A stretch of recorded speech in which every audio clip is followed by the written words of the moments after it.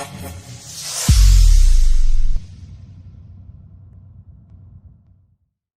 akan mengundang beliau untuk bisa menempati tempat yang telah disediakan.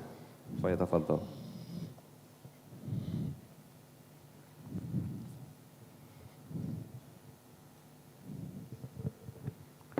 Assalamualaikum. Waalaikumsalam warahmatullahi wabarakatuh. Ustaz, Alhamdulillah. silakan Ustaz. Alhamdulillah. Baik. Alhamdulillah Ustaz, terima kasih banyak atas kesediaan waktu antum untuk bisa kembali duduk bersama kita untuk bisa mengambil faedah dari buku yang telah antum siapkan, dan kita akan membahas pertemuan ketiga kali ini dengan tema menuju husnul khotimah, membahas sebab-sebab terhindar dari siksa kubur. Kepada antum, silakan Ustaz.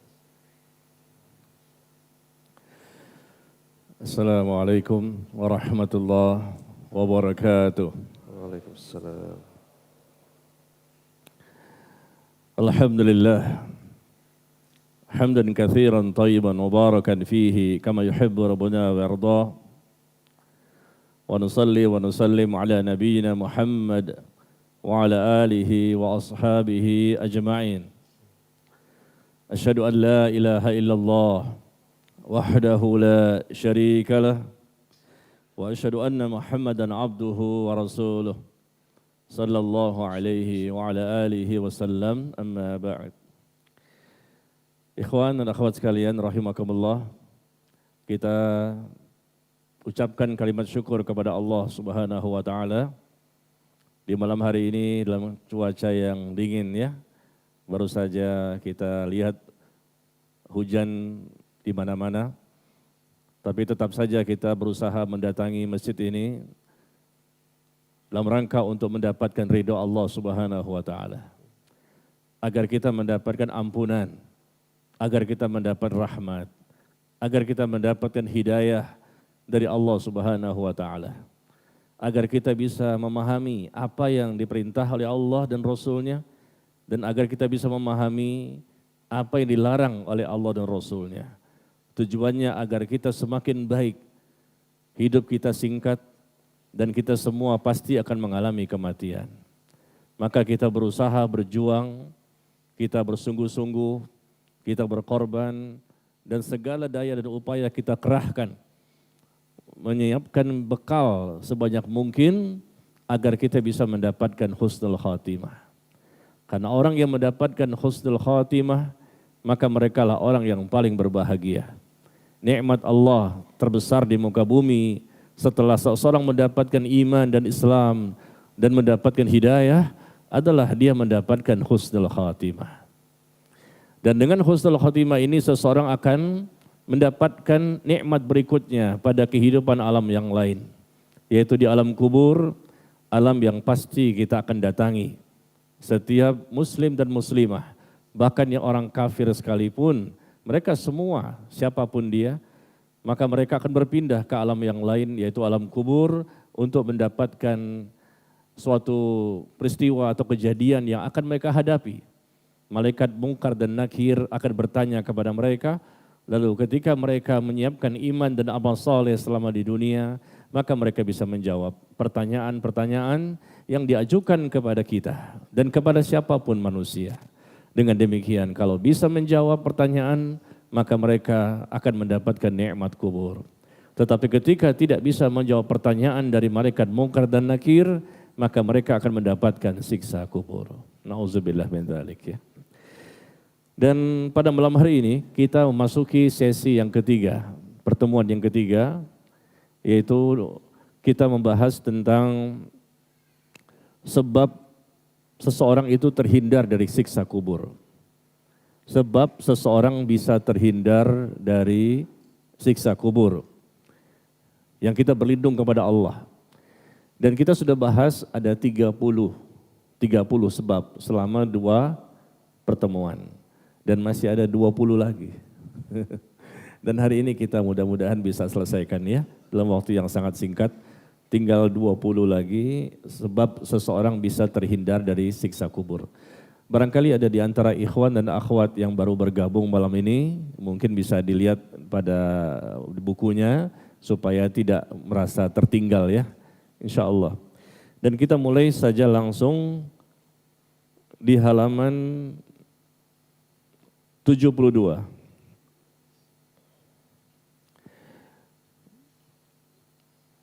Di halaman 72. Seseorang bisa terhindar dari siksa kubur.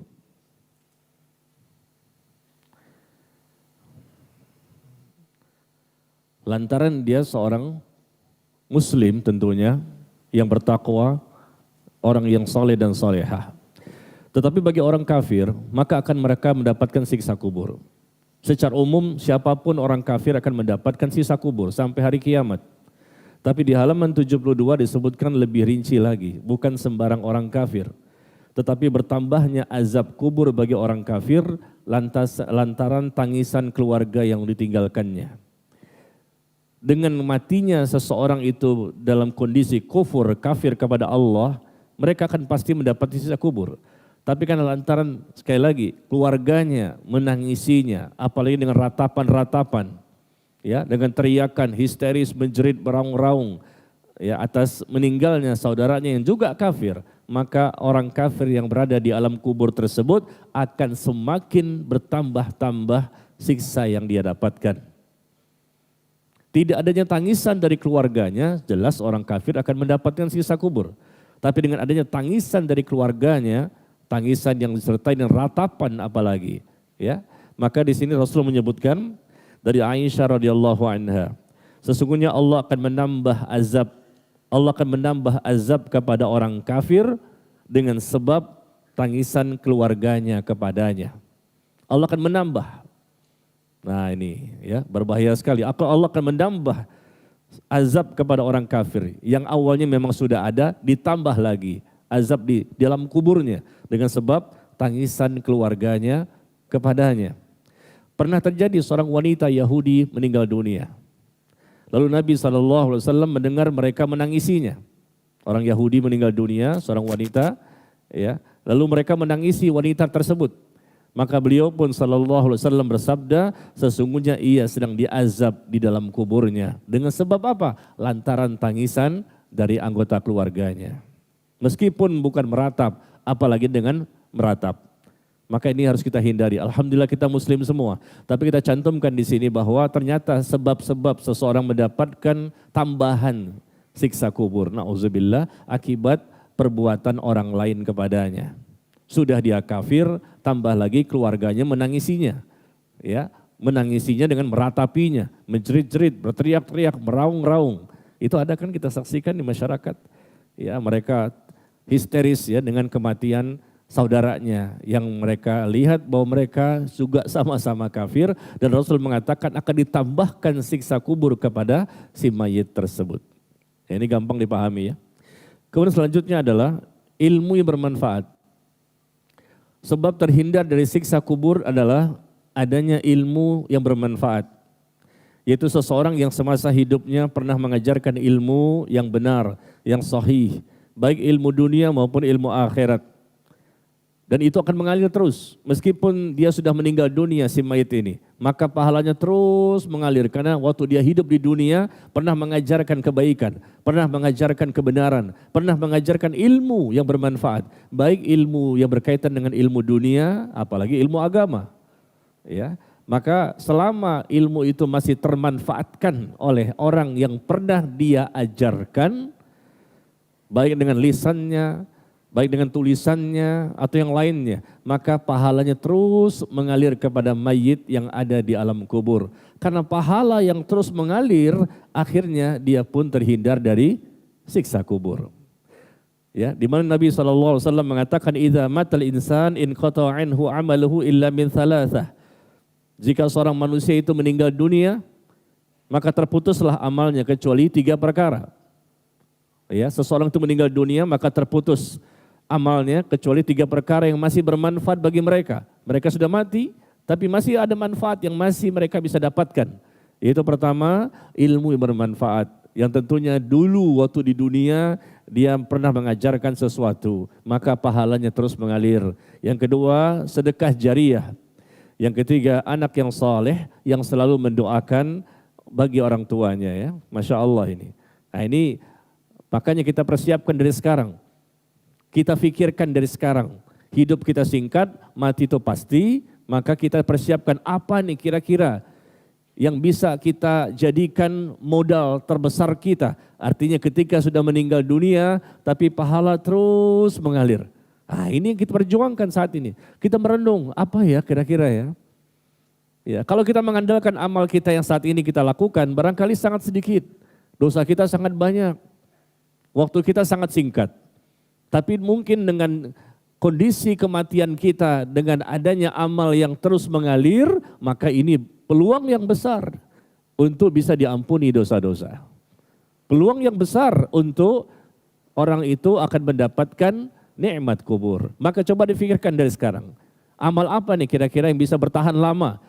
Kita sudah meninggal dunia tapi pahala terus bisa kita dapatkan. Ya, ini salah satunya ilmu yang bermanfaat. Kemudian selanjutnya adalah sedekah jariah. Sedekah jariah. Sedekah jariah ini ya dengan harta ya. Dengan harta yang kita bisa alokasikan mungkin membangun masjid, mewakafkan tanah atau memberikan bantuan apa saja yang bisa kita berikan. Nah, uang itu atau bangunan itu atau sesuatu bisa bertahan lama meskipun kita sudah meninggal dunia, tapi tetap apa yang pernah kita berikan itu masih termanfaatkan oleh orang banyak, termanfaatkan untuk umat, termanfaatkan untuk berbagai hal kebaikan, maka pahala pun akan terus mengalir. Yang tadi masalah ilmu, yang sekarang sedekah jariah. Bahkan Nabi pun menegaskan lebih jelas lagi di halaman 74 ya. Inna sadaqah la tudfi'u an ahliha harral kubur. Sesungguhnya sedekah itu akan memadamkan panasnya kubur bagi penghuninya.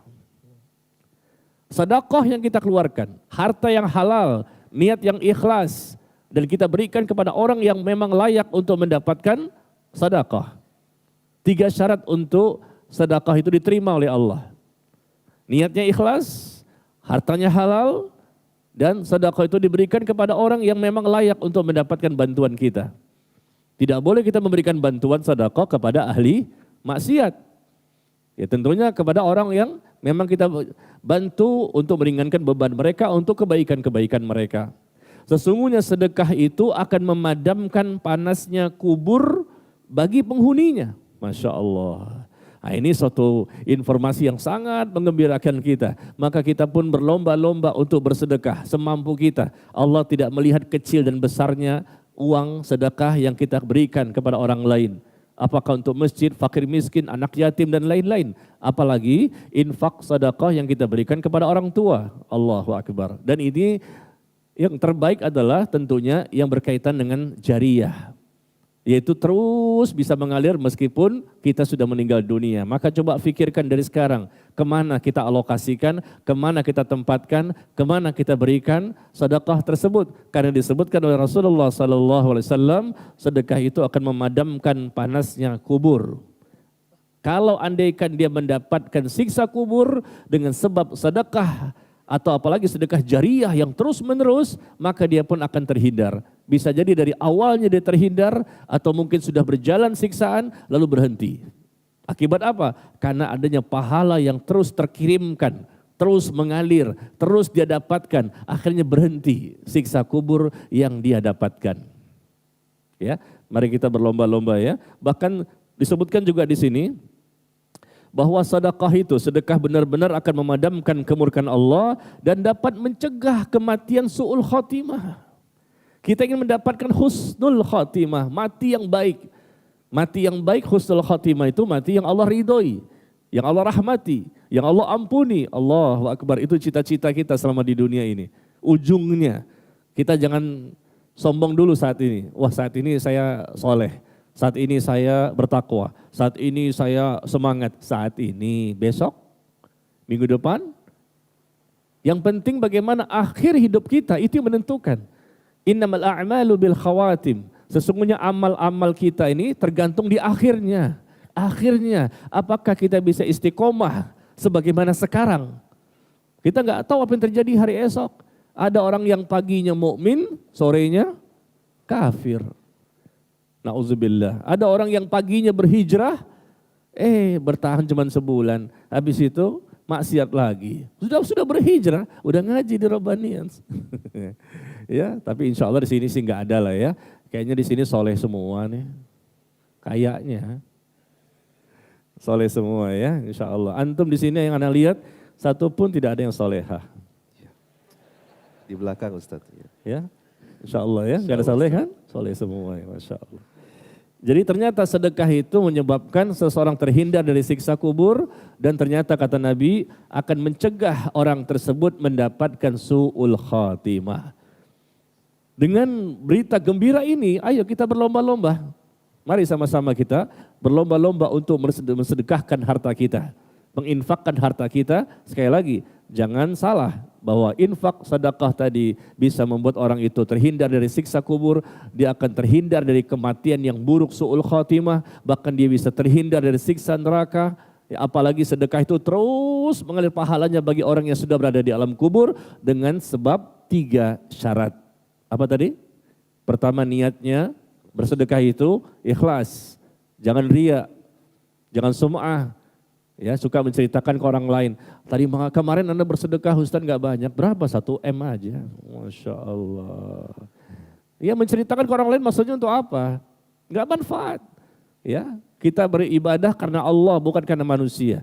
Ikhlaskan niat kita ketika bersedekah supaya terhindar dari siksa kubur dan terhindar dari siksa neraka dan supaya terhindar dari su'ul khatimah. Masya Allah, lengkap semuanya, dalilnya ada.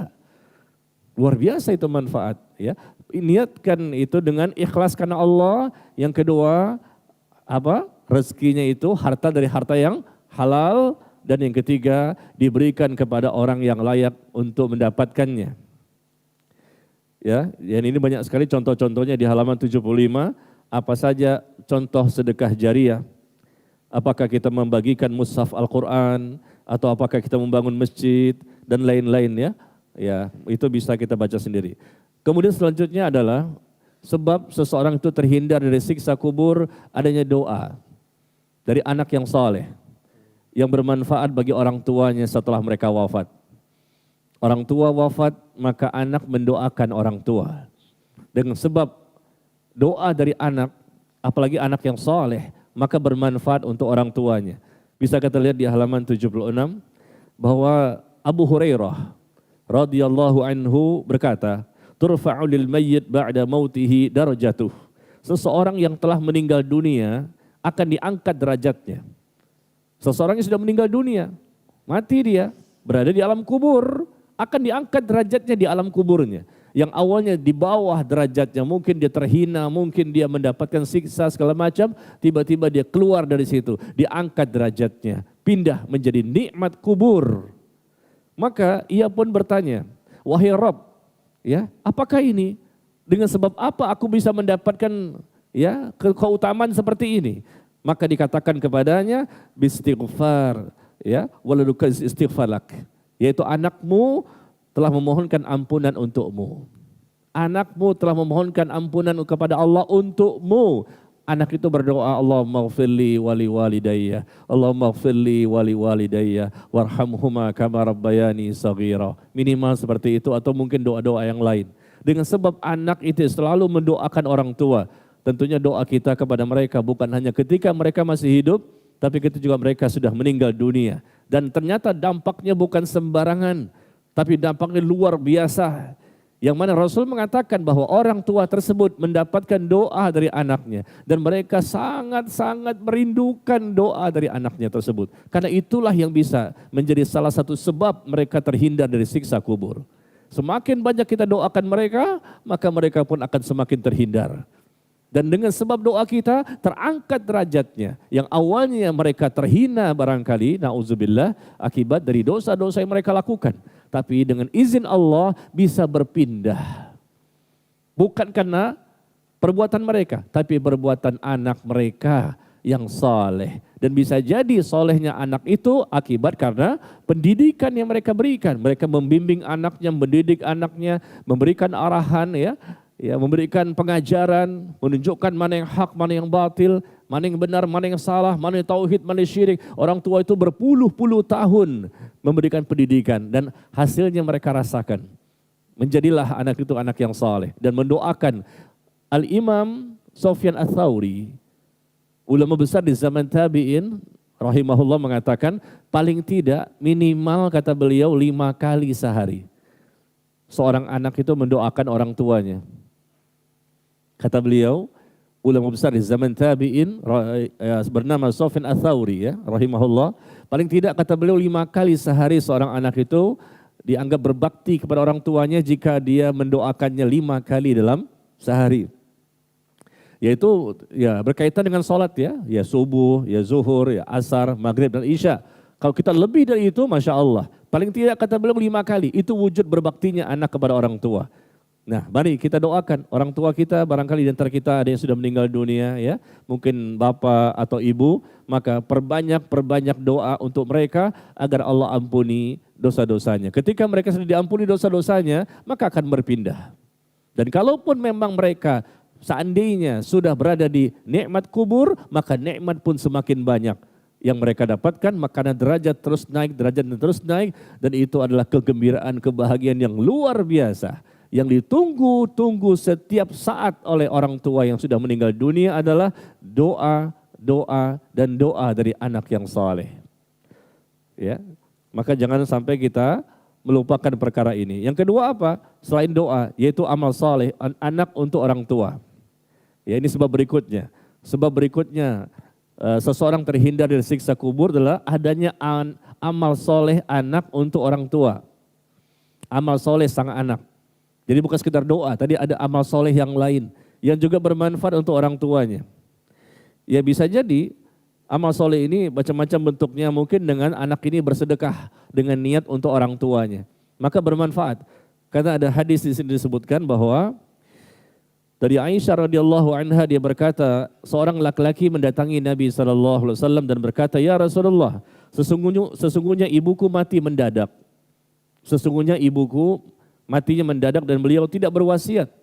Aku mengira seandainya dia masih sempat berbicara, niscaya dia akan bersedekah.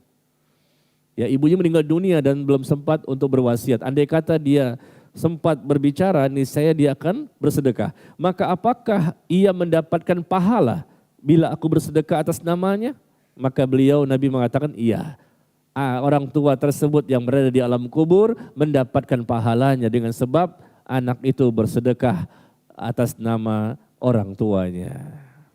Masya Allah. Doa tadi bermanfaat, sedekah juga bermanfaat, ya. Masya Allah, bahkan disebutkan di sini bahwa dari Sa'ad bin Ubadah radhiyallahu anhu, dia berkata, aku berkata, wahai Rasulullah, sesungguhnya ibuku telah meninggal dunia. Maka sedekah apakah yang paling utama untuknya? Maka beliau menjawab, sedekah air. Lalu Sa'ad pun menggali sumur dan dia berkata, sumur ini pahalanya untuk ibu Sa'ad. Ya, pahalanya untuk ibu Sa'ad. Artinya macam-macam ya, bentuknya enggak mesti seperti ini. Antum jangan semua menggali air semuanya kan. Menggali sumur terus gitu loh. Semuanya buat sumur. Ya, jangan begitu, ini kan contoh saja. Intinya apa? Pahala yang bisa kita berikan ya kepada orang tua kita dengan sebab amal soleh yang kita lakukan. Kemudian selanjutnya, sebab berikutnya seseorang terhindar dari siksa kubur adalah seseorang beriman kepada Nabi SAW, beriman kepada Nabi dan mengamalkan sunnahnya dan sunnah para sahabatnya dengan mengikuti manhaj salaf. Ittiba', mengikuti Rasulullah SAW. Karena disebutkan di sini di halaman 80. Di halaman 80 disebutkan bahwa seseorang yang berada di alam kuburnya ditanya oleh malaikat tentang Rasulullah SAW. Maka dia mengatakan bahwa kami mengikutinya. Kami beriman kepadanya, kami memenuhi ajakannya, dan kami pun mengikutinya. Mengikuti ittiba' berarti mengikuti cara beragama, mengikuti akidahnya, mengikuti ibadahnya, mengikuti cara beragamanya, mengikuti akhlaknya dan semuanya kita berusaha maksimal. Ternyata dengan sebab itu maka dia mendapatkan nikmat kubur. Ini ada pertanyaan yang pasti terjadi, wallahi kita percaya. Karena ini hadis yang sahih yang dikeluarkan oleh Imam Bukhari dan Imam Muslim. Seseorang ketika menjawab siapa dia, Dia adalah Muhammad sallallahu alaihi wasallam, utusan Allah. Ia datang kepada kami dengan membawa keterangan dan petunjuk. Lalu kami memenuhi ajakannya, beriman kepadanya, dan kami pun mengikutinya. Dan ternyata dengan sebab itu, akhirnya dia terhindar dari siksa kubur dan mendapatkan nikmat kubur. Maka selama hidup di dunia, perhatikan, hendaknya kita mengikuti Rasulullah sallallahu alaihi wasallam. Jangan menyelisihi beliau, jangan berpaling darinya, jangan membantah, jangan mengingkari perkataannya. Lihat di halaman 81, bagaimana akibatnya dampak orang yang menyelisihi Rasul. Kata Allah, "Falyahdharil ladzina yukhalifuna an amrih an tusibahu fitnah aw yusibahum adzabun alim." Ya, maka hendaknya orang-orang yang menyelisihi perintah Rasulullah, hendaknya orang-orang yang menyelisihi perintah Rasulullah takut, ya. Hendaknya mereka memiliki rasa takut bahwa mereka akan mendapatkan cobaan dan ditimpa azab yang pedih. Orang yang menyelisihi Rasulullah tidak mau mengikuti beliau dalam cara beragama, tapi mereka buat agama ini dengan cara main-main, dan mereka buat sendiri dengan hawa nafsu mereka, dengan kesepakatan mereka. Tidak boleh. Islam adalah agama wahyu. Islam agama yang berasal dari Allah, bukan buatan manusia. Maka kita mengikuti Rasul karena Allah memerintahkan kita untuk mengikuti beliau. Karena beliau telah direkomendasikan sebagai manusia yang layak untuk diikuti. Laqad kana lakum fi Rasulillahi uswatun hasanah. Sungguh telah ada pada diri Nabi itu contoh tauladan terbaik. Dengan kalimat mengikutinya, berarti betul-betul mengikutinya, zahir dan batin, sesuai kemampuan kita masing-masing. Ya, jangan menyelisihinya. Karena dengan menyelisihi, kata Allah di sini, dia akan mendapatkan cobaan, dia akan mendapatkan fitnah, dia akan mendapatkan azab yang pedih, dia akan mendapatkan musibah di dunia maupun di akhirat. Di akhirat, kehidupan akhirat yang pertama kali di mana? Di alam kubur. Nauzubillah. Kemudian sebab berikutnya adalah seseorang terhindar dari siksa kubur karena tidak menghina. Tidak menghina, melecehkan, merendahkan, dan memperolok-olok Nabi SAW dan apapun yang beliau syariatkan. Terkadang ya kita lihat, jangankan orang kafir, kaum muslimin pun kadang-kadang suka memperolok-olok orang-orang yang berpegang teguh di atas sunnah. Orang-orang yang berusaha untuk mengamalkan syariat Islam ini secara kafah. Dia ingin berislam dengan cara yang benar, dengan sungguh-sungguh. Semua apa kata Allah dan Rasul disikapi dengan sami'na wa ata'na. Dia ambil semua, dia pahami semua, dia amalkan semua. Tapi kadang-kadang kaum muslimin sendiri mencibirkan orang seperti itu. Ada ya? Dianggap asing gitu loh. Dianggap asing. Kenapa? Karena mereka tidak mengamalkan. Maka beruntunglah orang yang dianggap asing. Kata Nabi, "Badal Islamu ghariban wa sayaudu kama bada'a fatuba lil ghuraba." Islam pada mulanya timbulnya asing di tengah-tengah orang kafir yang ada di kota Mekah. Lalu nanti akan kembali menjadi asing. Maka beruntunglah orang-orang yang dianggap asing. Mereka bukan orang asing, orang Eropa, bukan. Mereka orang Jakarta juga. Tapi mereka dianggap asing. Kenapa? Karena mereka dengan penampilannya, dengan penampilan menunjukkan identitas keislamannya. Mereka bangga, mereka bersyukur dengan Islam yang mereka miliki. Lalu mereka mengamalkan Islam secara benar. Pokoknya apa kata Nabi, semua mereka coba lakukan. Apa yang Rasulullah tidak pernah lakukan, mereka pun tidak mau lakukan. Apa yang Rasulullah haramkan, mereka pun tinggalkan. Tapi ternyata ada kaum muslimin yang mencibirkan, melecehkan, dan merendahkan orang-orang seperti itu. Maka kita lihat di sini, di halaman 83. Ini terjadi ya, terjadi. Dan ini bukan cerita sinetron. Tapi ini ada di sinetron.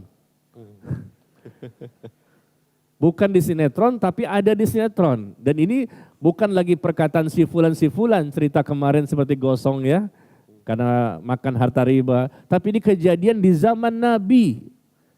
Ya, ini lihat di halaman 83. Pernah ada hadis dari Anas bin Malik ya, radhiyallahu anhu.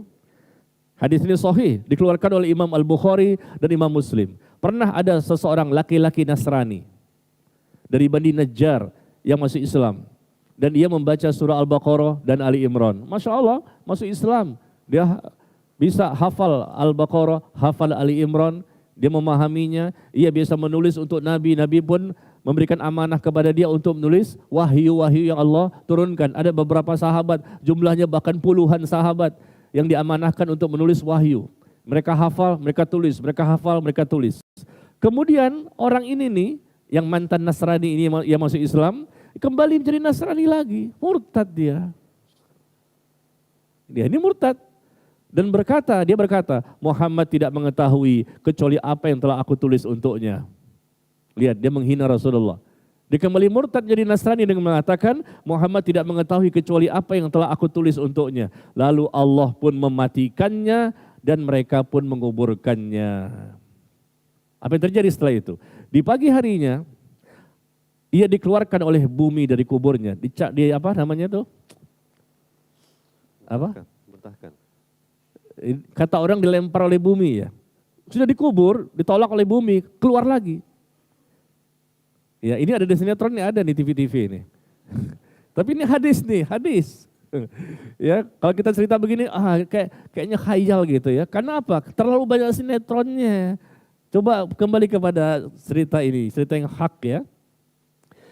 Dikuburkan orang ini, yang murtad ini, dan bahkan dia bukan sekedar murtad, tapi dia menghina Rasulullah. Muhammad itu tidak mengetahui kecuali apa yang telah aku tulis untuknya. Maka Allah pun mematikannya dan mereka menguburkannya. Lalu di pagi hari ia dikeluarkan oleh bumi dari kuburnya, ditolak oleh bumi. Maka mereka berkata, oh ini pasti perbuatannya Muhammad ini dan para sahabatnya. Ketika ia lari dari mereka, maka mereka pun menggali kubur sahabat kita dan mencampakkannya di atas tanah. Bayangkan, dari dalam kubur itu dicampakkan keluar. Ketahuan pagi hari kok mayatnya di atas bukan di bawah. Maka mereka mengira ini pasti perbuatan Rasul dan para sahabatnya. Maka mereka pun menggali kubur lagi yang lebih dalam. Nah, lihat perbuatan yang kedua kali. Mereka menggali kubur lebih dalam. Namun di pagi harinya, ia dikeluarkan kembali oleh bumi dari kuburnya. Ditampakkan lagi keluar. Maka mereka berkata, ini pasti perbuatannya Muhammad dan para sahabatnya. Maka mereka membongkar kubur sahabat kita ketika ia lari dari mereka. Maka mereka pun mencampakkannya atas tanah. Sudah 2 kali nih. Kemudian mereka pun kembali menggali dan memperdalam lebih dalam lagi tanah kuburan itu sebatas yang dapat mereka lakukan. Ya 2 kali ini sahabat kita nih, karena mereka sama-sama kafir ya, sama-sama Nasrani. Mereka mengatakan sahabat kita sudah 2 kali digali oleh mereka lalu ditampakkan di atas bumi, padahal tidak. Ya, maka sudah 2 kali lalu mereka coba dalam lagi ya, liang lahat itu dan mereka kuburkan ke dalam. Namun di pagi harinya ia pun kembali dikeluarkan oleh bumi dan akhirnya mereka mengetahui bahwa oh ini bukan perbuatan manusia. Lalu mereka pun mencampakkannya begitu saja. 3 kali ini. Pernah nggak antum dengar adanya mayit yang ditolak oleh bumi? Jenazah yang ditolak oleh bumi, istilah kita, mereka tiba-tiba besoknya atau kapannya tiba-tiba ada di atas lagi. Bukan karena banjir, bukan karena bencana alam, tapi ini karena perbuatan orang ini, dia murtad, ya. Dan ketika dia murtad, dia melecehkan, menghina, memperolok-olok Rasulullah sallallahu alaihi wasallam. Allah tunjukkan ini. Bagaimana ditolak oleh bumi. Allah tunjukkan bagaimana hinanya dia. Dan bukan perbuatan manusia. Rasulullah dan para sahabat tidak menggali si mayit tersebut. Tetapi 3 kali terjadi. Di pagi harinya ditampakkan lagi di atas tanah. Pagi harinya ditampakkan lagi di atas tanah. Nah ini tentunya adalah pelajaran bagi orang-orang yang masih hidup. Ya, bukan sekedar murtad, tapi ada dosa lain yang lebih besar, yaitu dia tambahkan lagi dosa besar itu, yaitu dia menghina Rasulullah Sallallahu Alaihi Wasallam. Dan cerita ini memang kita dapatkan di mana? Film-film sinetron. Mayit yang ditolak oleh bumi ada kan? Iya, lalu kita pun nggak percaya. Kenapa? Lebih percaya kepada sinetron dibandingkan hadis berita yang diceritakan oleh Anas bin Malik, sahabat Rasul. Dan hadis ini sahih dalam Sahih Bukhari dan Sahih Muslim. Makanya sudah tertanam sinetron nggak bisa menerima hadis. Ya, bukan ahli hadis tapi ahli sinetron. Ini musibah besar ini. Nauzubillah. Padahal sinetron itu nyontoh ini. Ya, nauzubillah ya. Jadi kita jangan tolak berita-berita gaib. Selama memang itu beritanya sahih, ya, maka kita terima. Apalagi dari Rasul Sallallahu Alaihi Wasallam, ya. Kemudian selanjutnya, sebab-sebab seseorang itu bisa terhindar dari siksa kubur, yaitu orang yang selalu memperbaharui taubat menjelang tidur. Sebelum tidur ya, kita bertobat terlebih dahulu. Al-Imam Ibnu Qayyim mengatakan, di antara amal perbuatan yang bermanfaat, yang bisa menjauhkan seseorang dari siksa kubur adalah orang itu duduk sesaat sebelum tidur dengan menghitung berapa banyak keuntungan dan kerugian yang dia dapatkan selama satu hari itu. Artinya dia berusaha bermuhasabah, mengevaluasi apa yang telah dia lakukan.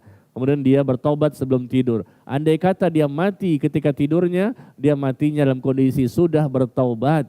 Berarti dia akan mendapatkan husnul khatimah. Andai kata bertobatnya itu betul-betul tobat nasuha, maka Allah akan ampuni semua dosanya.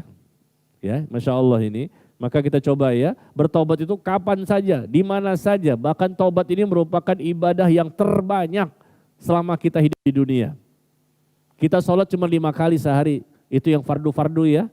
Ramadan cuma sekali setahun, haji cuma sekali yang wajib seumur hidup, zakat cuma sekali setahun. Tapi taubat, istighfar setiap desahan nafas, setiap tarikan nafas. Ibadah yang paling banyak selama di muka bumi ini adalah kita bertaubat. Ya, dengan bertaubat kenapa? Karena dosa kita pun tidak pernah berhenti, dosa kita pun sangat banyak. Ya, kita berusaha, terutama di sini dikatakan kita bertaubat sebelum tidur. Kemudian yang berikutnya adalah sebab seseorang terhindar dari siksa kubur karena dia istiqomah. Istiqomah dalam melakukan ketaatan. Ya, ini perlu di istiqomah, bukan hanya Rabu malam Kamis saja taatnya, tapi Kamis malam Jumat sudah beda lagi. Ya, hendaknya kita berusaha untuk istiqomah dan minta kepada Allah agar diberikan kemampuan untuk istiqomah. Kita lihat di halaman 87, Allah menyebutkan firman-Nya, innal ladzina qalu rabbunallah tsumma istaqamu tatanazzalu alaihimul malaikah alla takhafu wa la tahzanu wa abshiru bil jannati allati kuntum tu'adun. Sesungguhnya orang-orang yang mengatakan Rabb kami adalah Allah. Wah, dia tetap berpegang teguh ya, dengan istiqomah, mantap, komitmen, konsisten bahwa Rabb kami adalah Allah. Akidahnya mantap. Kemudian dia beristiqomah di atas akidah yang benar. Yang dia wujudkan akidah tersebut benar, tentunya dia beribadah dengan benar. Dan pasti mengikuti manhaj cara beragama yang benar. Maka nanti di akhir hidupnya, ketika sakaratul maut, detik-detik terakhir kehidupan di dunia, malaikat turun dan malaikat tersebut akan memberikan kabar gembira kepada orang yang akan mati tadi. Alla takhafu wa la tahzanu. Jangan kamu takut, jangan kamu bersedih. Jangan kamu takut, jangan kamu bersedih. Ucapan ini hanya didengar oleh orang yang akan mati itu saja. Meskipun di sekelilingnya banyak sekali orang-orang yang mengitarinya, tapi hanya orang yang akan mati tadi yang mendengarkannya, yaitu malaikat datang kemudian memberikan informasi kabar gembira. Jangan kamu takut, jangan kamu bersedih. Bergembiralah engkau dengan surga yang Allah janjikan bagimu. Mau nggak seperti itu? Mau ya? Mau sekarang? Mau sekarang? Ntar dulu Ustadz, belum habis bukunya nih. Ya, Masya Allah, kabar gembira. Jangan kamu takut, jangan kamu bersedih. Bergembiralah engkau dengan surga yang Allah telah janjikan bagimu. Nah, Zaid bin Aslam berkata, dalam kitab tafsir Ibnu Katsir disebutkan bahwa Zaid bin Aslam berkata, para malaikat memberikan kabar gembira kepada mereka ketika meninggal dunia, ketika di dalam kubur, dan ketika dibangkitkan. Orang yang mendapatkan kabar gembira ini tentunya orang yang mendapatkan husnul khatimah. Jangan kamu takut, jangan kamu bersedih. Bergembiralah dengan surga yang Allah janjikan bagimu. Ini enggak sembarang orang yang mendapatkan kabar gembira seperti ini. Tentunya dia akan meninggalnya husnul khatimah. Beda sama orang yang su'ul khatimah. Di surah Al-Furqan, surah ke-25, ayat keberapa itu ya? Ayat ke-22 kalau tidak salah ya. 21 atau 22, coba dilihat nanti Al-Furqan 21 atau 22, Allah menyebutkan yauma tarawnal malaikah la busyra yauma idzin lil mujrimin. Ya. Yauma tarawnal malaikah, pada hari ketika mereka melihat malaikat. Siapa? Orang yang akan mati nanti. Orang yang akan mati nanti itu bisa melihat malaikat. Kita baca tafsirnya seperti itu ya. Pada hari ketika mereka melihat malaikat, semua orang yang akan mati, mereka melihat malaikat. Ada malaikat yang memberikan kabar gembira dan ada juga malaikat yang memberikan kabar duka cita. Pada hari ketika mereka melihat malaikat, maka malaikat mengatakan kepadanya, la busyra yauma idzin lil mujrimin. Tidak ada kabar gembira bagi para pelaku dosa. Pada hari ini tidak akan diberikan kabar gembira. Masya Allah, na'udzubillah min dzalik ya. Ini adalah akibat dari apa? Karena orang itu istiqomah, maka dia mendapatkan kabar gembira di akhir-akhir hidupnya. Tapi orang yang tidak istiqomah, artinya tidak ada usaha untuk bisa istiqomah. Istiqomah itu sulit memang, ya.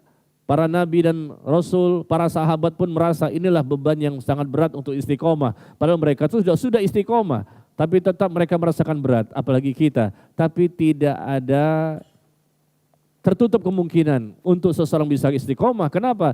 Karena yang menjadikan mereka istiqomah karena pertolongan dari Allah.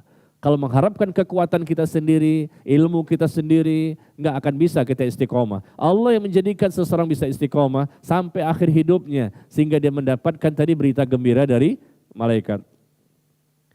Kemudian selanjutnya, poin berikutnya, sebab seseorang terhindar dari siksa kubur. Nah, poin berikutnya ini yang barangkali ada di antara kita belum tahu nih. Terhindar dari siksa kubur kenapa? Karena dia tidak isbal. Karena dia tidak isbal. Tahu isbal? Isbal itu adalah kain, celana, atau baju, atau jubah, ya, sarung atau apa saja yang menjulur di bawah mata kaki bagi laki-laki. Ini bukan wanita ya, bagi laki-laki. Kain celana, kain sarung, kain jubah atau apa saja yang menjulur melebihi mata kaki namanya isbal. Dan orang yang tidak isbal, laki-laki yang tidak isbal, maka mereka terhindar dari siksa kubur. Tapi disebutkan di sini adanya laki-laki yang isbal. Kita baca ya. Rasulullah SAW bersabda di halaman 90, Bainama rajulun mimman kana kibalakum yajurru izarahu minal khuyala.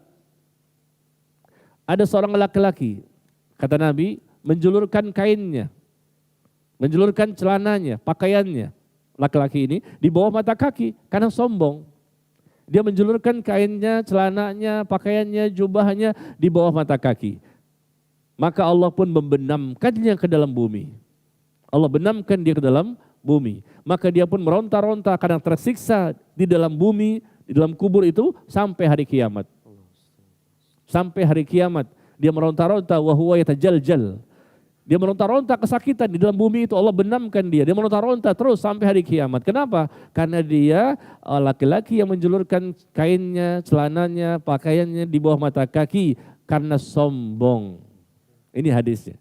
Hadis yang dikeluarkan oleh Al-Imam Al-Bukhari, hadis dari Abdullah bin Umar radhiyallahu an. Maka bagi laki-laki tidak boleh isbal, celananya, pakaiannya tidak boleh di bawah mata kaki ya. Ya, bukan kakinya dipotong, bukan.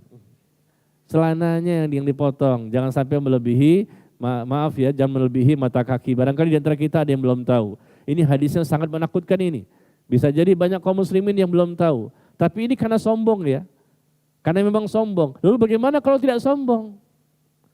Sengaja dia menjulurkan celananya di bawah mata kaki karena sombong. Ingin menunjukkan bahwa dia orang yang kaya, mungkin orang yang hebat, orang yang punya pengaruh dan lain-lain. Karena sombong semata-mata. Dia julurkan kainnya di bawah atau celananya di bawah mata kaki. Maka Rasul mengatakan Allah benamkan dia ke dalam bumi, maka dia meronta-ronta karena tersiksa di dalam bumi tersebut, arti dalam kubur sampai hari kiamat. Bagaimana kalau tidak sombong?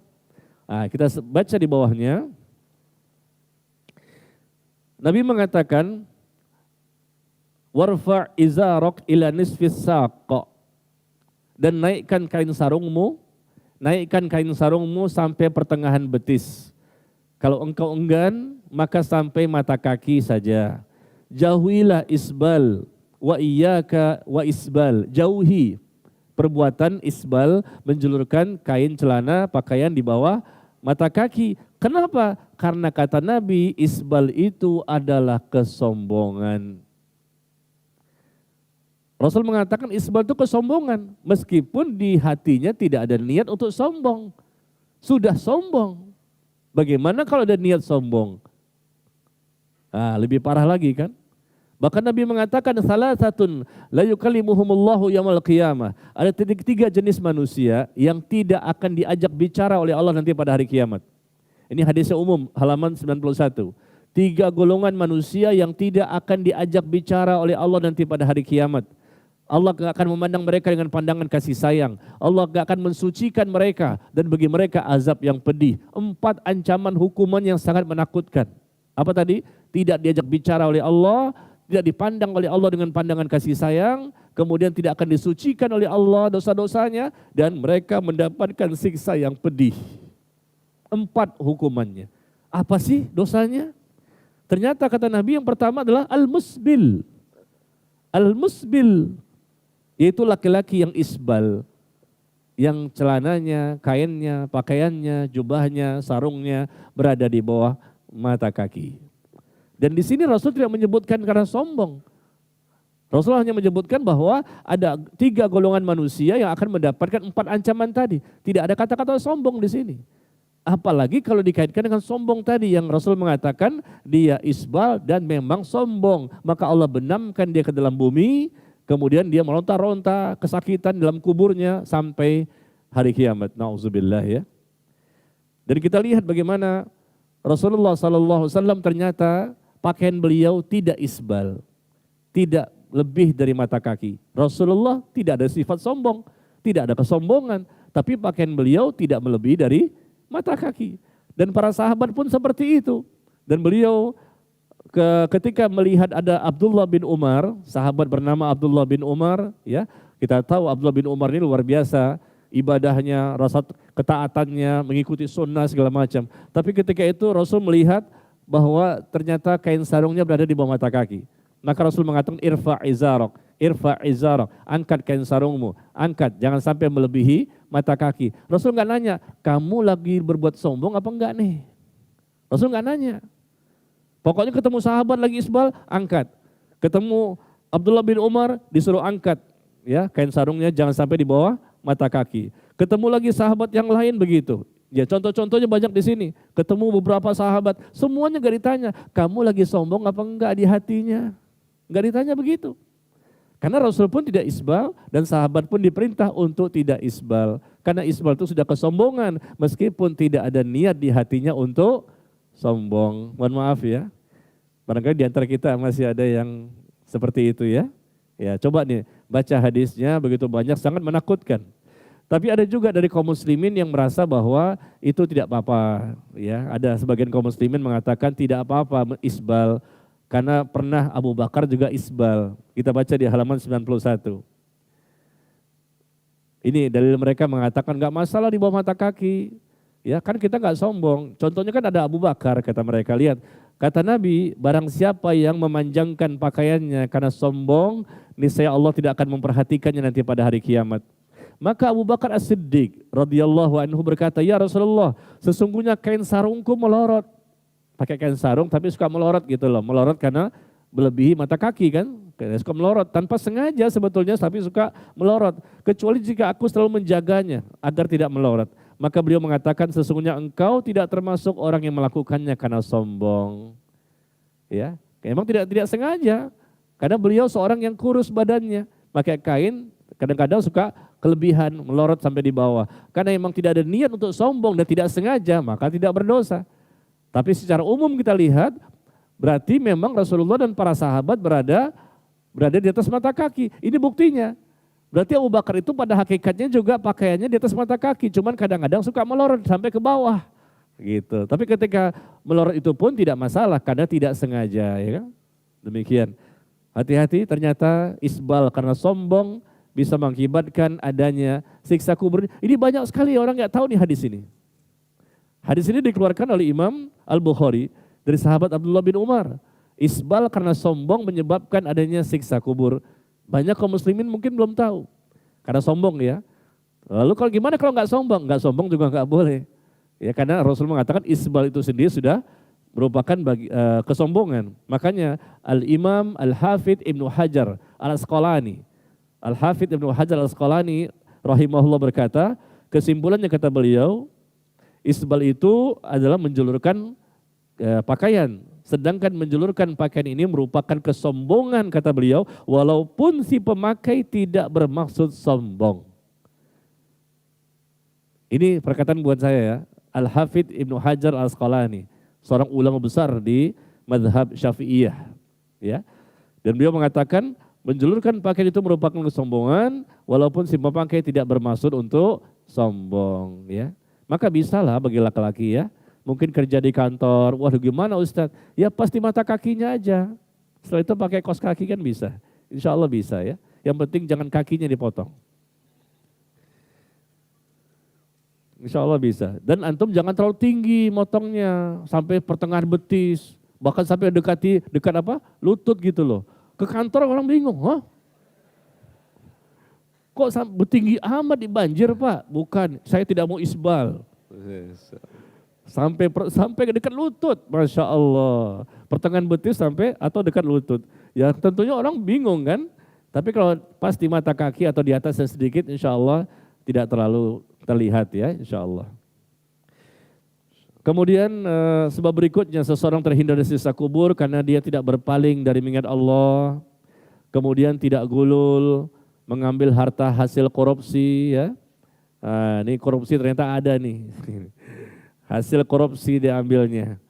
Ya, kemudian tidak berdusta dan menyebarkannya ya. Seseorang yang berdusta dan bahkan menyebarkan kedustaannya kemana-mana, maka disebutkan bahwa dia akan mendapatkan siksa sampai hari kiamat. Lihat di halaman 100 dan 101. Seseorang yang berdusta, kata Rasulullah, akan dirobek pinggiran mulutnya di sini ya. Pinggiran mulut ini akan dirobek dengan pengait besi. Ya. Dia adalah seorang pendusta. Dia berbicara dengan kedustaannya, lalu kedustaan itu dinukil darinya sampai tersebar luas. Maka dilakukan kepadanya siksa dengan siksaan tersebut hingga hari kiamat. Ya, na'udzubillah, tersebar luas. Di mana-mana orang akan membicarakannya. Di berbagai belahan dunia saat ini, dengan Facebooknya, ya, dengan sosmednya, semua orang tahu. Menyebar kemana-mana kedustaan yang dia buat dengan sengaja. Na'udzubillah. Kemudian tidak melakukan perbuatan zina. Sebab terhindar dari siksa kubur karena tidak melakukan perbuatan zina ya. Jangan sampai, karena di sini ada ancamannya orang-orang yang akan disiksa di alam kuburnya akibat dia berzina, yang tentunya dia tidak bertobat sampai mati. Bahkan apalagi dia matinya pun dengan sebab sedang berzina. Waduh, na'udzubillah min dzalik. Kemudian kita percepat saja ya. Tidak berbuka puasa Ramadan sebelum waktunya. Tidak berbuka puasa Ramadan sebelum waktunya. Ini sebab seseorang terhindar dari siksa kubur. Bukanya itu pas maghrib, jangan bukanya pas zuhur. Kalau bukanya pas zuhur atau pas asar, nah ternyata di sini ada ancaman. Dia akan mendapatkan siksa kubur. Na'udzubillah min dzalik.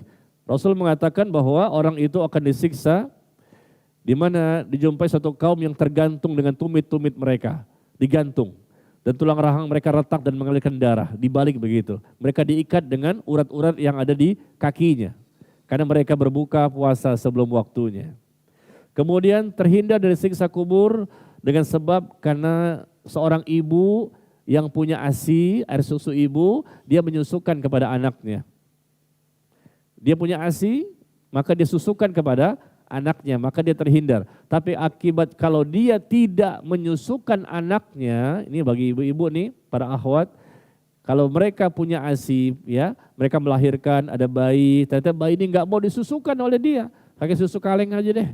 Kenapa? Kalau saya susukan nanti bentuk payudara saya akan bisa berbeda, ya, lebih memperdulikan bentuk payudara dibandingkan ASI yang dibutuhkan oleh anaknya.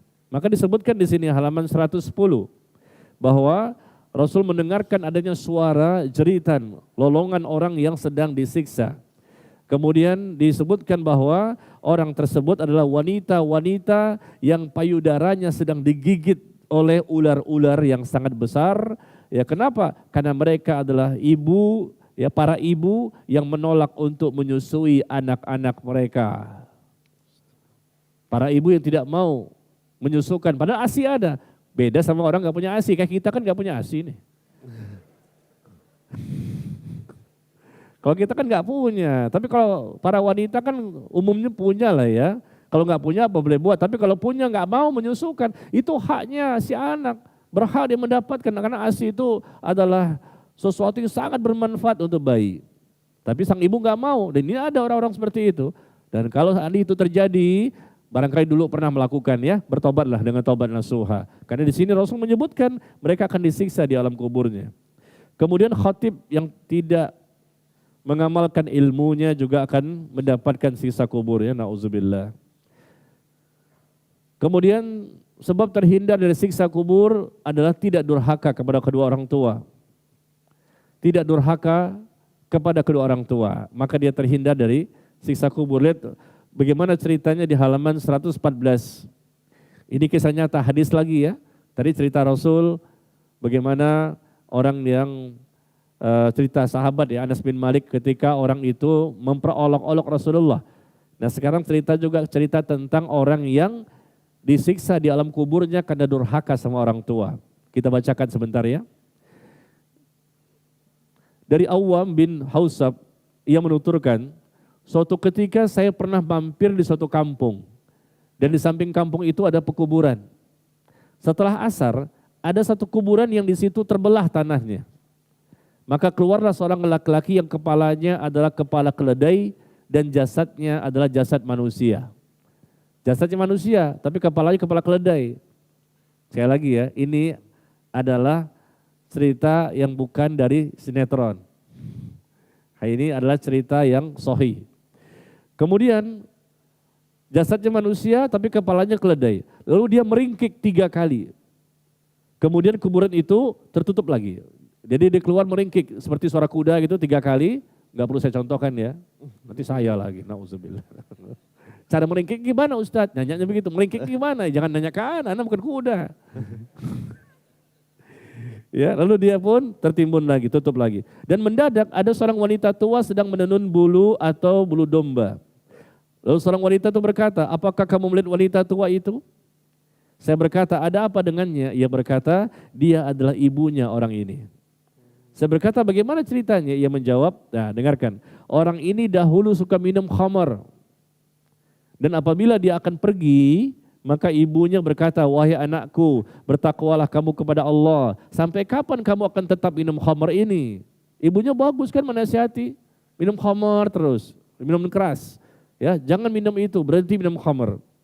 Anak itu berkata kepada ibunya, apa kata dia? Sesungguhnya engkau hanyalah meringkik seperti meringkiknya keledai. Ngoceh aja gitu kan kata bahasa kita gitu. Ngoceh aja di ibu ini seperti suara keledai ya meringkik. Maka wanita itu menuturkan bahwa lalu anak itu mati. Anak itu mati sesudah asar. Lalu mengatakan bahwa maka kuburannya terbelah tanahnya sesudah asar setiap hari. Setiap hari tanahnya terbelah. Setiap hari tanahnya terbelah. Setiap asar. Lalu ia meringkik 3 kali. Keluar dari kuburannya meringkik 3 kali, kemudian kuburan pun menimbunnya. Setiap hari. Dan ini cerita ini tercantum dalam kitab Shahihut Targhib wa Tarhib. Dan cerita ini disahihkan oleh Syekh Al-Albani rahimahullah. Ini kisah nyata orang yang durhaka sama orang tuanya. Tidak semua sebetulnya dosa itu ditunjukkan hukumannya kepada kita yang masih hidup. Tapi kadang-kadang ada beberapa dosa yang Allah tunjukkan. Sebagai pelajaran buat kita. Ya, dan selama berita ini berita yang sahih dan banyak diceritakan oleh Al-Imam Ibnu Qayyim, Al-Imam Ibnu Rajab dan lain-lain di kitab-kitab mereka, maka kita menerimanya dan kita pun menyebabkan kita semakin berhati-hati. Jangan sampai kita melakukan perbuatan dosa sebagaimana mereka. Dan yang terakhir, sebab terhindar dari siksa kubur adalah meninggal dunia dengan husnul khatimah. Sebagaimana kita sampaikan tadi ya, orang yang husnul khatimah dilihat di halaman 116. Orang yang husnul khatimah tandanya apa? Mengucapkan la ilaha illallah. Kemudian wafat di keringatnya ada dahi ya. Ya, ada keringat di dahinya. Ada keringat di dahinya. Ini pertanda orang itu husnul khatimah. Bukan karena kepanasan, nggak ada AC-nya, jadi keringetan, bukan. Karena ini Rasul mengatakan bagi orang mukmin yang meninggal dunia ada keringat di dahinya, maka dia pertanda dia husnul khotimah. Kemudian ketika sedang beramal soleh, mungkin lagi sholat meninggal, lagi puasa meninggal, lagi bersedekah meninggal, lagi taklim meninggal, lagi panjang tuh, lagi taklim meninggal gitu kan. Mau nggak sekarang? Kita doain nih. Antum husnul khotimah. Amin. Masya Allah, mau nggak? Oh. Sama-sama kita doain nih. Gagal jangan sekarang Ustaz. Ada belum nikah nih masalahnya. Iya, Masya Allah. Kan nanti nikah di sana sama bidadari. Mau bidadari atau sama akhwat dunia? Kalau bisa sih dua-duanya Ustaz. Ya, baik. Silakan dibaca sendiri.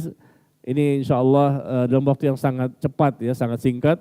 Karena memang waktu kita tidak bisa membahas secara detail setiap sebab-sebab yang ada. Intinya semua ada 50 sebab seseorang terhindar dari siksa kubur. Dan sebab-sebab ini tercantum dalam Al-Quran dan hadis yang sahih. Masih ada sebab-sebab yang lain, tetapi tidak kita temukan dalilnya. Ya, tapi kita meyakini pasti ada amal-amal soleh yang lain yang bisa menjadi sebab. Tapi yang kita cantumkan yang jelas-jelas ada dalilnya saja. Baik yang amal soleh maupun dosa yang harus kita tinggalkan. Amal soleh yang kita kerjakan atau dosa yang mesti kita tinggalkan secara maksimal. Yang mengakibatkan nantinya insya Allah kita bisa mendapatkan husnul khotimah. Bahkan setelah itu mendapatkan nikmat kubur. Masya Allah. Baik. Masya Allah. Materi yang sangat bermanfaat ya insya Allah ya. Semoga Allah berikan taufik untuk kita dapat mengamalkan semua yang telah Ustadz paparkan di 3 pertemuan terakhir ini ya, Bro Alvin ya. Ya betul sekali. Dan semoga kita terhindar juga dari siksa kubur insya Allah semuanya. Insya Allah. Baik Dimas, kita masih memiliki sedikit waktu mungkin ya untuk mungkin soal satu orang ya untuk betul. soal jawab ya. Betul sekali. Dan nanti untuk yang ingin mendalami lagi materi-materi yang kita bahas, insya Allah Darab Bandians akan punya program namanya Pojok Ilmu, di mana kita akan menggiatkan minat membaca ya, Bro Alvin ya, di tempat-tempat yang asik ya insya Allah ya. Stay tune terus nanti informasi dari kita. Mungkin kita buka dari Brothers dulu ya, dan kami mengingatkan juga untuk Brothers yang ingin keluar untuk tidak melewati kamera. Yang mana Bro Alvin? Silakan Dimas. Bagaimana nih? Pemenang ada di antum nih, Masya Allah. Nah, dia ya. Di sini boleh nih, kiri nih. Baik. Dan di sister dipersiapkan ya, 1 orang penanya, silakan. Silakan, yang peci putih. Bismillahirrahmanirrahim. Assalamualaikum Ustadz. Assalamualaikum. Namanya siapa Mas? Saya Raihan dari Depok. Di Depok silakan. Depok. Ya. Sama gitu. Mau tanya Ustadz. Tadi ada poin yang Ustadz bilang untuk menuju husnul khotimah itu adalah sedekah jariyah ya Ustadz. Di mana sedekah jariyah itu bisa diterima apabila yang pertama dari hasil rezeki yang halal. Kebetulan saya adalah bekerja di bank konvensional. Jadi saya mau bertanya apakah selama ini sedekah yang saya keluarkan itu diterima, karena kan hukum bekerja di tempat riba kan tidak diperbolehkan Ustaz. Lalu yang kedua saya ingin mempertanyakan itu poin doa anak yang soleh yang dipanjatkan untuk orang tua yang sudah meninggal. Kan tadi Ustaz bilang ada doa Rabbik firli wali walidayya itu secara umum. Ada juga beberapa pendapat Ustadz yang saya lihat di YouTube atau di media sosial, kalau membacakan Al-Quran dan diniatkan untuk orang tua yang sudah meninggal, ada yang mengatakan itu tidak sampai gitu. Tapi selama ini sih saya melakukan kalau misalkan membaca Al-Quran diniatkan untuk orang tua yang sudah meninggal. Apakah itu sampai Ustadz atau cukup hanya dengan doa-doa yang umum-umum saja? Sudah, terima kasih. Sebentar, boleh saya tanya? Antum meyakini bahwa tadi bekerja di bank tidak boleh, bank konvensional? Ya Ustadz. Tapi kenapa antum masih di situ? Minta doanya Ustadz biar dikuatkan hatinya agar keluar. Amin. Tempat. Amin. Kapan resignnya? Insya Allah besok? Insyaallah. Insyaallah amin. Sama-sama saya antar ke bank. Iya, Taib. Terima kasih. Assalamualaikum warahmatullahi wabarakatuh. Waalaikumsalam warahmatullahi. Iya, yang pertama tentang masalah sedekah. Kita tahu bahwa tadi sedekah itu akan diterima oleh Allah jika memenuhi 3 persyaratan. Yang pertama, sedekah itu dengan niat yang ikhlas. Karena sedekah itu ibadah. Ibadah apapun kita dengan niat yang ikhlas. Ya, sebanyak apapun ibadah yang kita lakukan, kalau tidak ikhlas karena Allah, maka ibadah tersebut tidak akan diterima. Pertama ikhlas ya. Yang kedua halal. Dari sedekah yang kita keluarkan dari harta yang halal. Ya, Allah tidak akan menerima, dan hadis seperti ini banyak sekali. Innallaha la yaqbalu minal amal. Sesungguhnya Allah itu tidak akan menerima satu amal kecuali amal itu yang sesuai dengan syariat, sesuai dengan sunnah, ya, sesuai Quran dan hadis. Nah, kita tahu harta yang haram adalah harta yang tidak berkah. Harta yang haram yang dikeluarkan barangkali dengan niat untuk bersedekah, maaf ya, harta tersebut tidak akan mendatangkan pahala. Harta yang didapatkan dari nafkah yang haram, mungkin hasil menipu, berbuat curang, berbohong, ya, harta ini harta dari harta riba atau harta anak yatim yang dirampas, diambil, harta dari hasil korupsi atau dari apa saja. Intinya harta itu harta yang haram, didapatkan dengan cara-cara yang haram. Maka harta tersebut ketika kita sedekahkan kepada orang lain, maka tidak akan mendatangkan pahala. Karena Allah hanya menerima yang thayyib, yang bersih, yang baik. Innallaha thayyib la yaqbalu illa thayyiban. Kata Nabi, sesungguhnya Allah itu maha baik dan Allah tidak akan menerima kecuali yang baik. Nah, jadi niat ikhlas iya, tapi juga yang baik, yang halal untuk kita mendapatkan pahala dari sedekah kita.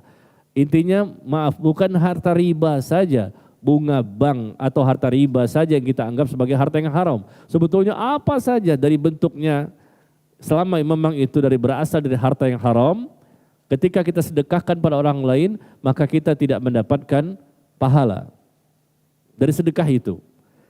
Ya, dari sedekah itu tidak ada pahala. Karena apa? Karena uang itu uang yang haram. Nah, kemudian yang ketiga, untuk mendapatkan pahala dari sedekah yang kita keluarkan, hendaknya kita berikan sedekah itu kepada, tadi saya katakan, kepada orang-orang yang layak untuk menerimanya. Yang artinya kita tidak mendukung kemaksiatan, tidak mendukung kesyirikan, tidak mendukung sesuatu yang menyelisihi syariat. Jangan mendukung orang-orang yang sedang melakukan sesuatu yang bertentangan dengan Al-Quran dan hadis. Tapi kalau kita membantu secara umum, ya memang dia membutuhkan, dia orang miskin, dia orang fakir, dia anak yatim yang miskin dan lain-lain, maka insya Allah mereka orang yang berhak untuk menerimanya. Selama dengan ikhlas, kemudian harta itu halal dan diberikan kepada orang yang layak untuk menerima, maka sedekah itu pun baru menghasilkan pahala. Dan pahala itu akan kita dapatkan, apalagi kalau pahala itu yang terus mengalir sampai kita meninggal dunia, ya. Maka semoga kita doakan sama-sama ya, antum mendapatkan rezeki yang halal. Amin ya Allah. Semoga Allah berikan antum kemudahan-kemudahan sehingga bisa cepat segera untuk berhijrah, dan mudah-mudahan besok. Semoga Allah kuatkan iman antum, Allah kuatkan kemauan dan kekuatan antum untuk segera berpindah ya dari sesuatu yang diharamkan menjadi sesuatu yang dihalalkan. Karena yang halal itu berkah, Allah tambahkan kebaikan-kebaikan. Yang halal itu akan menjadikan kita semakin termotivasi untuk taat kepada Allah. Mohon maaf, hidup kita sebentar. Jangan kita jual akhirat kita untuk membeli dunia. Apalah artinya gaji bulanan 5 juta, 10 juta, 15 juta. Saya punya murid gajinya 60 juta. Ada lagi murid yang lain gajinya 200 juta. Dia keluar dari bank. Dia keluar dari asuransi. Dia cerita kepada saya, ketemu Pak Ustadz, gaji saya 200 juta. Ada lagi manajer bank. Ya, dia gajinya 60 juta. Tapi dia keluar semua. Kenapa? Takut. Karena kehidupan ini akan segera berakhir. Dan sampai saat ini mereka mengaji sunnah, alhamdulillah. Sering hadir di pengajian-pengajian. Padahal kekayaannya 200 juta per bulan. Coba kalau kita yang mendapatkan, nanti dulu lah. Pikir-pikir panjang. Tapi memang Allah berikan hidayah itu kepada siapa yang Allah kehendaki. Dia tinggalkan itu semua. Karena dia merasa takut kepada Allah, dia mulai lagi dari nol. Dan alhamdulillah bisa berusaha dia. Dia berdagang dan terus bisnisnya terus makin baik. Dan dia tinggal di Jakarta. Alhamdulillah. Jadi jangan rasa takut ya. Intinya apa? Baca surah An-Nisa ayat 100. An-Nisa surah keempat ayat 100. Apa kata Allah? Wa may yuhajir fi sabilillah yajid fil ardi muragaman katsiran wa sa'ah. Barang siapa berhijrah, dia tinggalkan tempat-tempat mencari nafkah yang haram. Dia mencari nafkah yang halal. Dia tinggalkan semua, dia berhijrah karena Allah. Dia berhijrah itu. Maka kata Allah, niscaya dia akan dapatkan tempat hijrah yang luas di muka bumi ini. Dan Allah pun akan memberikan kepadanya rezeki yang banyak. Janji Allah. Apakah Allah pernah mengingkari janjinya? Apakah Allah pernah dusta? Allah mengatakan barang siapa yang berhijrah karena Allah, dia takut kepada akhirat, dia tidak takut dengan dunia, dia takut hanya kepada Allah, tidak takut dengan manusia, dia berhijrah karena Allah, ya, maka Allah akan berikan kepada dia kehidupan di dunia yang lebih baik. Wa may yuhajir fi sabilillah, dia akan dapatkan di muka bumi ini tempat hijrah yang luas. Dia bisa cari maisha, dia bisa mencari mata pencarian yang lebih halal, yang berkah, yang bermanfaat. Dan dia akan dapatkan, kata Allah, rezeki yang banyak. Ayat ini sangat sering kita baca, An-Nisa ayat 100. Tapi tingkat keyakinan kita berbeda-beda satu dengan yang lain, sehingga menjadikan kadang-kadang kita merasa nantilah. Padahal kita bisa jadi tidak memiliki lagi umur ketika malaikatul maut mencabut sebentar lagi atau besok, dan ini penyesalan yang tidak bisa lagi kita untuk kembali beramal saleh. Nauzubillah min dzalik ya. Yang kedua tadi masalah doa, Ustaz, doa orang tua ya. dan bacaan Al-Qur'an apakah sampai ya, Ustaz? Doa itu bermanfaat. Ya, kita doakan orang tua kita yang sudah meninggal dunia agar dia mendapatkan ampunan dari Allah. Ya, alhamdulillah kita doakan. Dan kemudian beramal soleh untuk orang tua kita bersedekah dengan niat untuk orang tua kita beramal soleh. Sebetulnya amal soleh apa saja tanpa kita sebutkan pun itu insya Allah mengalir ke orang tua kita. Termasuk baca Quran tadi. Tanpa kita sebutkan pun kita baca Quran. Berarti kan baca Quran amal soleh nih. Amal soleh kan baca Quran. Maka anak yang beribadah dengan ibadah apapun selama dia ikhlas dan dia mengikuti cara beribadah dengan benar tanpa dia sebutkan, ya Allah saya kirimkan ini, enggak usah. Dia beribadah saja dengan ibadah apapun, maka orang tua mendapatkan pahala dari ibadah sang anak. Kenapa? Karena anak itu ada di dunia dengan sebab orang tua. Orang tua lah yang menjadi penyebab anak itu ada di dunia.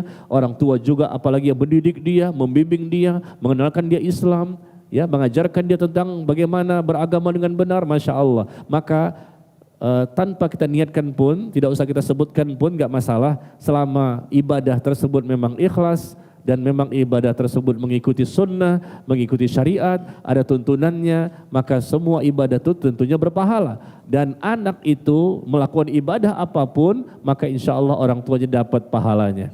Karena sekali lagi, kenapa bisa begitu? Karena orang tua menjadi sebab anak itu beribadah. Orang tua bisa menjadi sebab anak itu lahir ke alam dunia. Ya, demikian. Wallahu a'lam bishawab. Nah, tampaknya waktu kita kehabisan ya. Ya, Masya Allah ya. Insya Allah akan kita lanjutkan lagi sesi sedikit di bawah. Ya, Ustaz. Insyaallah. Insyaallah. Ustaz, Kami ucapkan terima kasih untuk Al-Ustaz Najmi Umar Bakar, jazakallahu khairan. Dan juga pada semua yang telah hadir, semoga Allah mudahkan kita untuk bisa mengamalkan buku yang telah kita Baru 3 bahas. sesi nih. Masya Allah. Satu lagi yang keempat. Ya Ustaz, siap. Langsung menguburkan. Masya Allah. Daurah janaiz Ustaz ya, Masya Allah. Udah siap belum nih kira-kira? Baik, semoga Allah mudahkan kita buat mengamalkan dan insya Allah kita akan bertemu di pertemuan yang akan datang insya Allah ta'ala. Kita akhiri acara kita dengan doa kafaratul majlis. Subhanakallahumma bihamdika asyhadu an la ilaha illa anta astaghfiruka wa atubu ilaik. Wassalamualaikum warahmatullahi wabarakatuh.